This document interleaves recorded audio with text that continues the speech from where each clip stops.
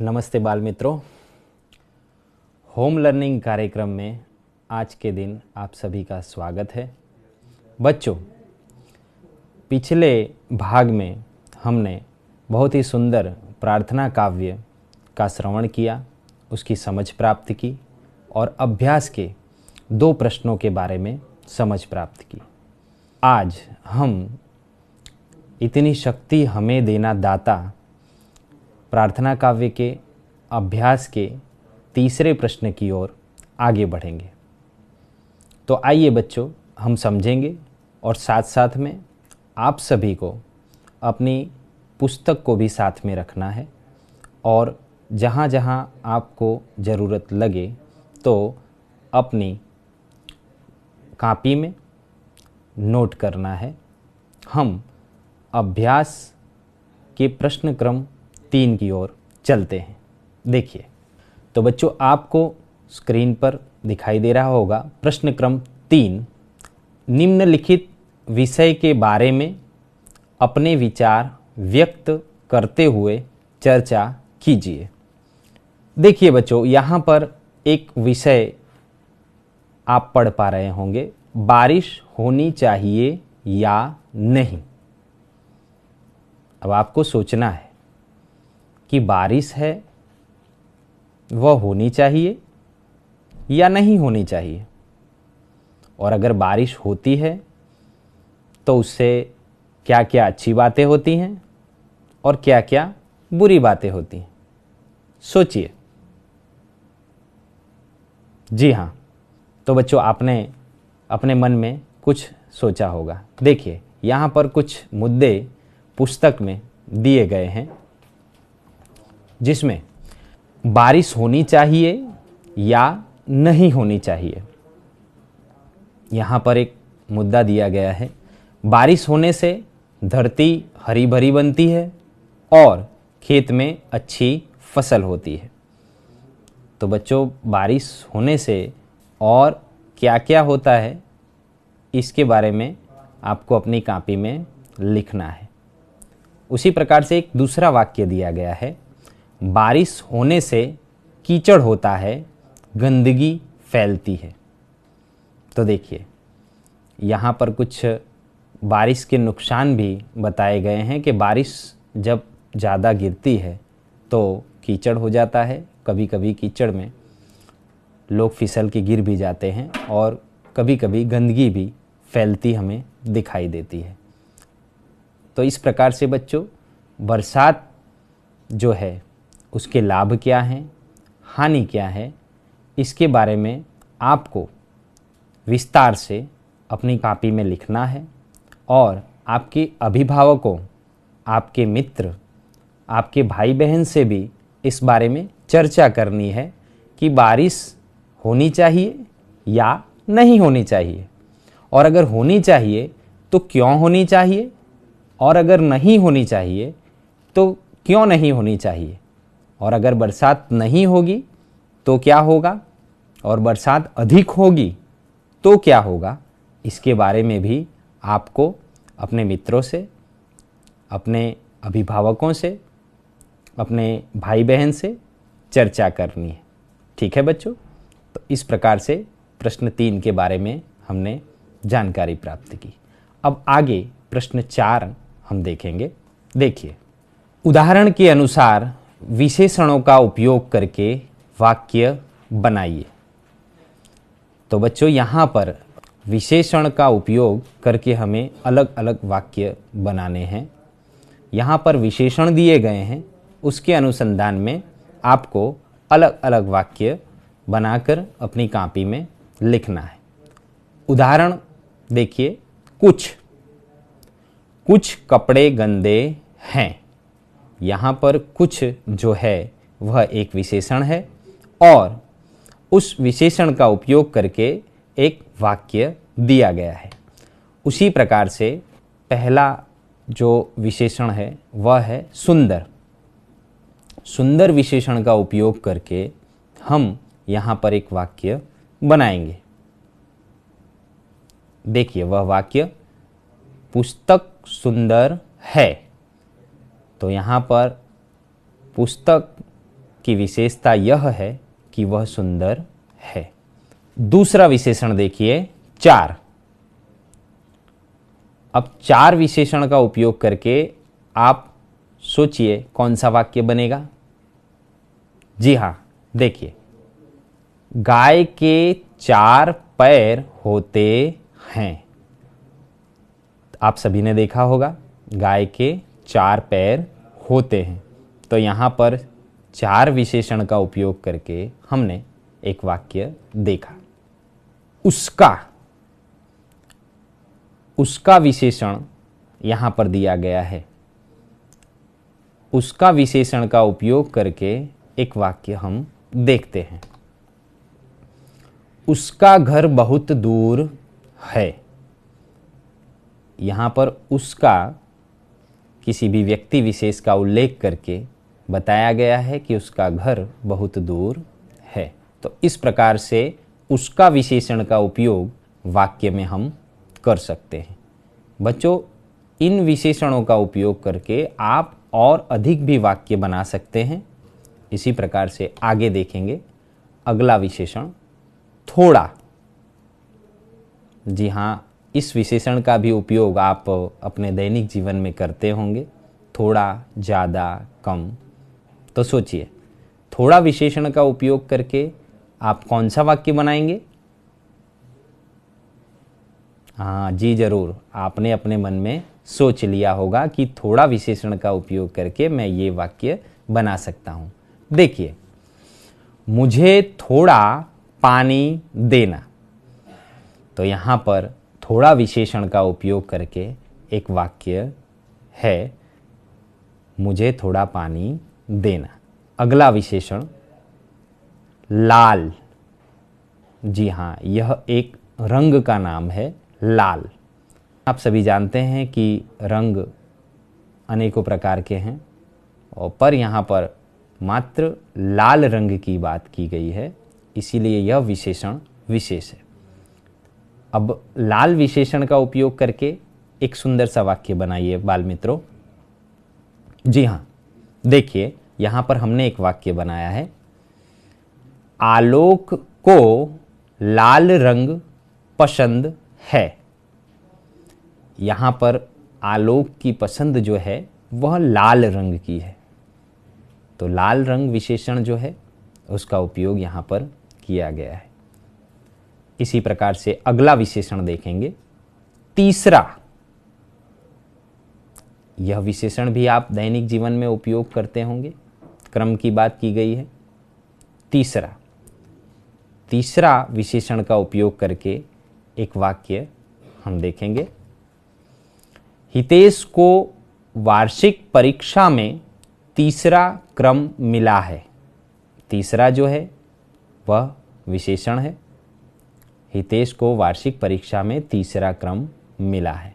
तो इस प्रकार से तीसरा विशेषण का उपयोग करते हुए यह वाक्य हमने बनाया है। इसके अलावा आप और भी वाक्य बना सकते हैं। अगला विशेषण है 15।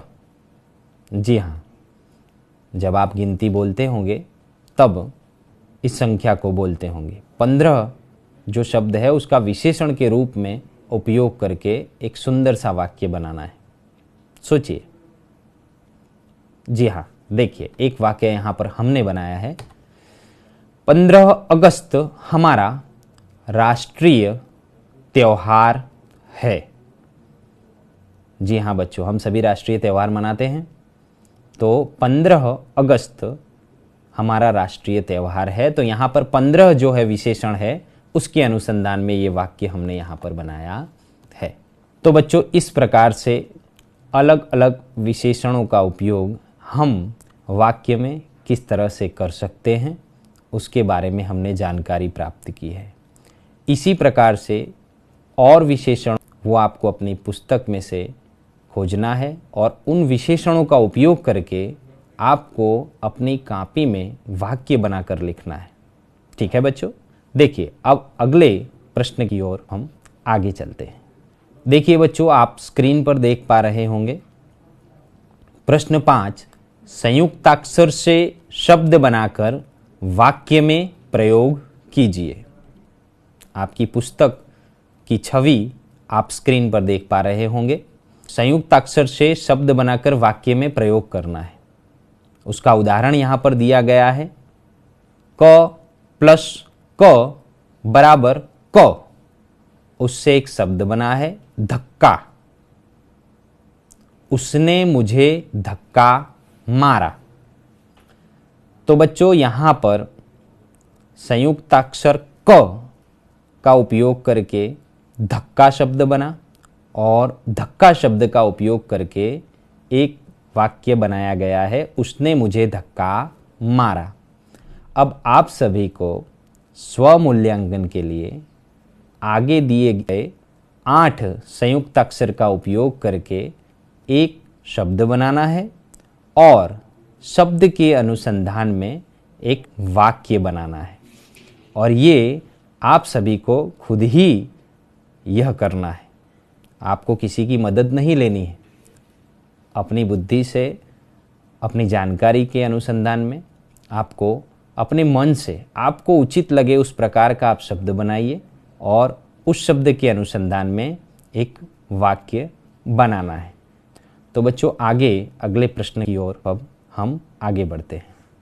बच्चों देखिए, अगला प्रश्न 6, इस काव्य को टेप रिकॉर्डर के माध्यम से अपनी कक्षा में सुनिए। वर्तमान परिस्थिति के अनुसार शायद अभी यह शक्य न हो, इसलिए हम सभी को अपने मोबाइल के माध्यम से अपने घर पे इस काव्य को सुनने का पूरा प्रयत्न करना है। तो इस प्रकार से हमने इस इकाई के अभ्यास के सभी प्रश्नों का बच्चों अध्ययन किया है। अब हम स्वाध्याय कार्य की ओर आगे बढ़ेंगे। तो स्वाध्याय के सबसे पहले प्रश्न पर हम जाएंगे। प्रश्न क्रम 1, निम्नलिखित प्रश्नों के उत्तर लिखिए। यहाँ पर अलग अलग प्रश्न दिए गए हैं। प्रार्थना काव्य के अनुसंधान में आप सभी को प्रश्नों के उत्तर लिखने हैं। बच्चों पहला प्रश्न है यहाँ पर, हमें कैसे रास्ते पर चलना चाहिए, क्यों? बच्चों आप सभी ने काव्य में सुना और समझा। काव्य की पंक्ति, हम चले नेक रास्ते पे हमसे भूल कर भी कोई भूल हो ना। तो यहाँ पर कवि कहना चाहते हैं कि हमें नेक रास्ते पर चलना चाहिए ताकि हमसे भूल कर भी कोई भूल हो ना, कि गलती से भी हम कोई गलती न करें। ठीक है, अगला प्रश्न देखेंगे।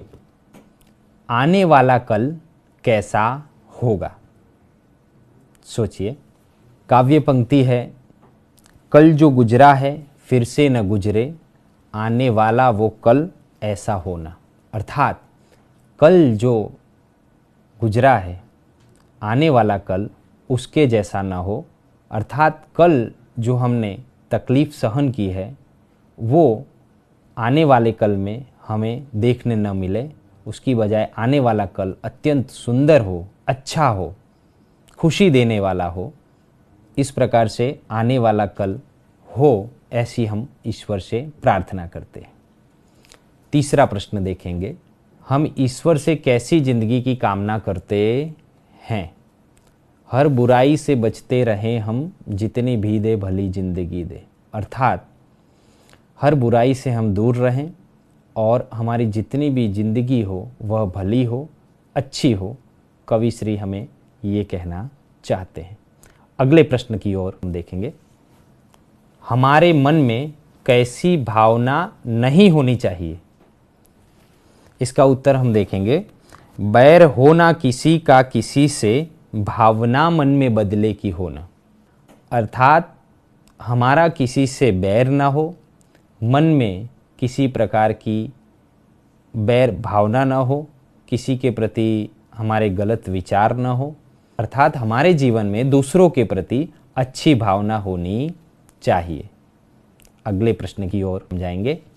हमें किसके बारे में सोचना चाहिए? इसका उत्तर हम देखेंगे बच्चों। हम न सोचें हमें क्या मिला है, हम ये सोचें किया क्या है अर्पण। तो बच्चों हमें ये सोचना है कि हमने क्या अर्पण किया है। हम न सोचें कि हमें क्या मिला है, अर्थात हमें क्या मिला है क्या नहीं मिला है, ये सब सोचे बिना हमें अक्सर ये सोचना चाहिए कि हम दूसरे को क्या अर्पण कर सकते हैं, क्या दे सकते हैं। अगले प्रश्न की ओर आगे बढ़ेंगे। हमारा मन पावन कैसे बनेगा? फूल खुशियों के बांटे सभी को, सबका जीवन ही बन जाए मधुबन। अर्थात यहाँ पर कविश्री कहना चाहते हैं कि फूल खुशियों के बांटे सभी को, सबका जीवन ही बन जाए मधुबन। तो सभी का जीवन मधुबन तब बन पाएगा जब हम किसी को खुशी देंगे, अर्थात किसी के जीवन को पावन करने के लिए उसे हमें खुशी देनी होगी। अगले प्रश्न की ओर आगे बढ़ेंगे। कविता में कैसा जल बहाने की प्रार्थना की गई है, क्यों? कविता में करुणा रूपी जल बहाने की प्रार्थना की गई है। करुणा अर्थात दया। हमें एक दूसरे के साथ ऐसा करुणामयी व्यवहार रखना है कि जिससे हम एक दूसरे को समझ पाएं, एक दूसरे के सुख दुख को समझ पाएं। तो करुणा रूपी जल बहाने की बात इस प्रार्थना काव्य में की गई है। तो बच्चों अगले प्रश्न की ओर आगे बढ़ेंगे। किसकी रचना का अंत नहीं होना चाहिए? तो इसके उत्तर में हम लिख सकते हैं कि ईश्वर की रचना का अंत नहीं होना चाहिए। ईश्वर ने इतनी सुंदर सृष्टि बनाई है, हम सभी सौभाग्यशाली हैं कि ईश्वर की इस सुंदर सृष्टि के एक अभिन्न अंग हैं। इस सुंदर सृष्टि की रचना का अंत कभी नहीं होना चाहिए। तो बच्चों इस प्रकार से हमने स्वाध्याय के प्रश्न क्रम 1 के सभी प्रश्नों के उत्तर के बारे में चर्चा की है। आप सभी को अपनी कॉपी में इन प्रश्नों के उत्तर को लिखना है और उन्हें याद करना है। ठीक है बच्चों, अब अगले प्रश्न की ओर हम आगे बढ़ते हैं। बच्चों आप स्क्रीन पर देख पा रहे होंगे प्रश्न क्रम 2, उदाहरण के अनुसार समान तुक वाले तुकांत शब्द लिखिए। तो हम उदाहरण देखेंगे। लड़ाई, उतराई, कमाई, बुनाई, धुलाई, पढ़ाई आदि। बाल मित्रों आप यहाँ पर देख पा रहे हैं कि लड़ाई शब्द में ई प्रत्यय लगा हुआ है और उसी प्रकार से अन्य जो शब्द समान तुक वाले हैं उन शब्द के अंत में भी ई प्रत्यय लगा हुआ है, अर्थात अंत के सभी प्रत्यय आपको एक समान दिखाई दे रहे हैं। तो इन्हें हम समान तुक वाले तुकांत शब्द कह सकते हैं। तो बच्चों यहाँ पर और शब्द हैं जिनके जैसे समान प्रास वाले या समान प्रत्यय वाले और शब्द हम बनाएंगे। तो देखिए, लताएं, आपकी पुस्तक में और स्क्रीन पे भी आप देख पाएंगे लताएं। लताएं शब्द के समान तुक वाले और कौन कौन से शब्द बनाए जा सकते हैं? जी हाँ, देखिए यहाँ पर कुछ शब्द हैं। हवाएं, घटाएं, दुआएं आदि और अनेकों शब्द हम बना सकते हैं।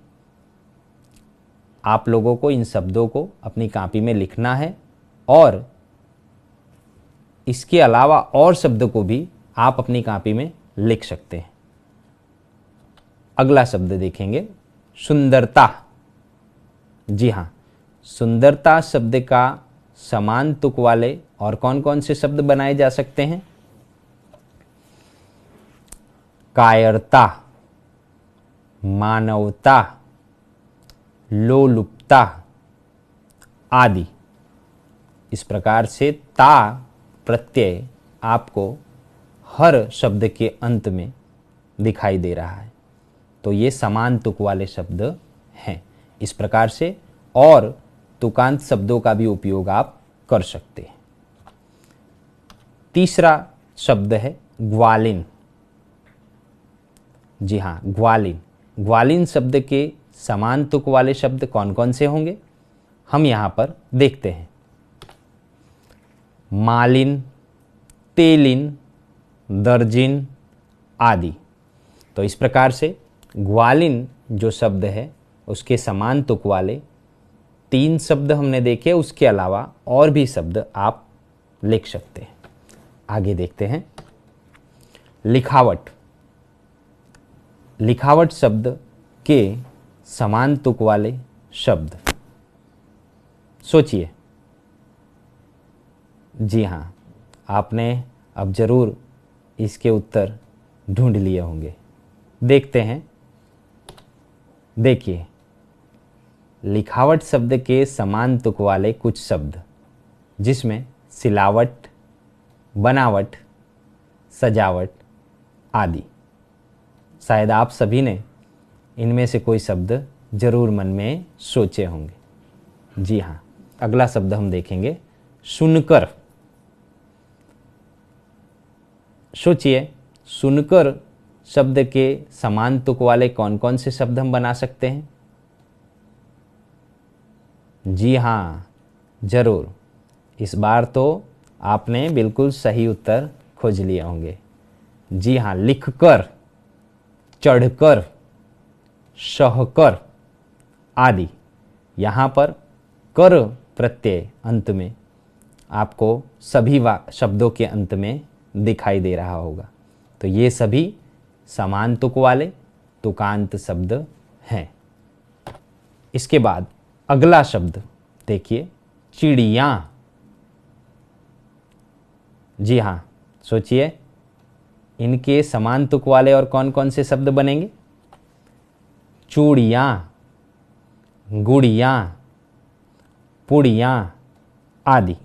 तो बच्चों, इस प्रकार से समान तुक वाले, समान प्रास वाले तुकांत शब्दों के बारे में हमने सीखा। यहाँ पर जो शब्द दिए गए हैं उसके अलावा और शब्द और उन शब्दों के तुकांत शब्द या समान तुक वाले शब्द आप अपनी कॉपी में लिख सकते हैं और उन शब्दों का उपयोग करके वाक्य भी बना सकते हैं। अब हम आगे बढ़ते हैं। देखिए, आपको स्क्रीन पर एक बहुत ही सुंदर चित्र दिखाऊंगा मैं। आपको उस चित्र का निरीक्षण करना है, अवलोकन करना है कि वह चित्र कहाँ का है, चित्र में क्या क्या आपको दिखाई दे रहा है, उस चित्र की विशेषता क्या है और उस चित्र के बारे में आप कितनी ज़्यादा जानकारी अपनी कॉपी में लिख सकते हैं, वो आपको सोचना है और लिखना है। तो आइए सबसे पहले एक सुंदर चित्र को देखेंगे। ठीक है बच्चों, देखिए बच्चों, आपको स्क्रीन पर एक बहुत ही सुंदर चित्र दिखाई दे रहा है ना। जी हाँ, चित्र आपको अच्छा भी लग रहा होगा। इस चित्र में हमें कुछ लोग दिखाई दे रहे हैं, कुछ प्राणी दिखाई दे रहे हैं, कुदरती वस्तुएं, बहुत सी चीज़ें दिखाई दे रही हैं। जी हाँ, सोचिए और आप उसे कैसे लिखेंगे। आपको अपनी कॉपी में लिखना है कि इस चित्र में हमें क्या क्या दिखाई दे रहा है। मैं आपको कुछ चीज़ें बताना चाहूँगा कि इस चित्र में मछलियाँ हैं, इस चित्र में एक शेर है, एक हिप्पोपोटेमस भी है, इस चित्र में एक मगर भी दिखाई दे रहा है। दिखाई दिया आपको? जी हाँ, देखिए उसने किस तरह मुंह खोल रखा है। आप डरिएगा नहीं, ठीक है? जी हाँ, देखिए चित्र में एक बतख भी दिखाई दे रहा है और नदी के किनारे 2 बच्चे खेल रहे हैं। आपको खेलना पसंद है ना बच्चों? जी हाँ, आप ही के जैसे 2 बच्चे नदी के किनारे खेल रहे हैं। दो पुरुष और एक स्त्री नदी के किनारे टहल रहे हैं। उनके पीछे एक बहुत ही सुंदर मंदिर है। मंदिर के ऊपर की ध्वजा लहरा रही है और मंदिर के पीछे बहुत ही सारे पेड़ दिखाई दे रहे हैं हमें, और पेड़ के पीछे बड़े बड़े पर्वत दिखाई दे रहे हैं और आसमान में बादल भी हैं। तो इस प्रकार से बच्चों, इस चित्र में बहुत सी चीज़ें हैं। आप सभी को इस चित्र में जो जो दिखाई दिया आपको याद करके अपनी कॉपी में लिखना है। तो बच्चों, यहाँ पर एक सुंदर चित्र हमने देखा। इसी प्रकार का एक चित्र हमारी पुस्तक में दिया गया है और उस चित्र में आपको क्या क्या दिखाई दे रहा है वो आपको अपनी कॉपी में लिखना है। तो बच्चों, आज इस प्रकार से इतनी शक्ति हमें देना दाता प्रार्थना काव्य का दूसरा भाग हमने देखा। इसमें अभ्यास के प्रश्न, स्वाध्याय के प्रश्नों के उत्तर, समान तुक वाले शब्द, चित्र का वर्णन और ढेर सारी चीज़ें हमने सीखी। आपको घर पर रहकर अपनी पुस्तक में स्वाध्याय कार्य करना है और अगर ज़रूरत हो तो अपनी अभिभावकों की मदद भी लेना है। अपेक्षा करता हूँ आप सभी को आज के दिन बहुत सी चीज़ें सीखने मिली होंगी। आप सभी का खूब खूब धन्यवाद, आभार।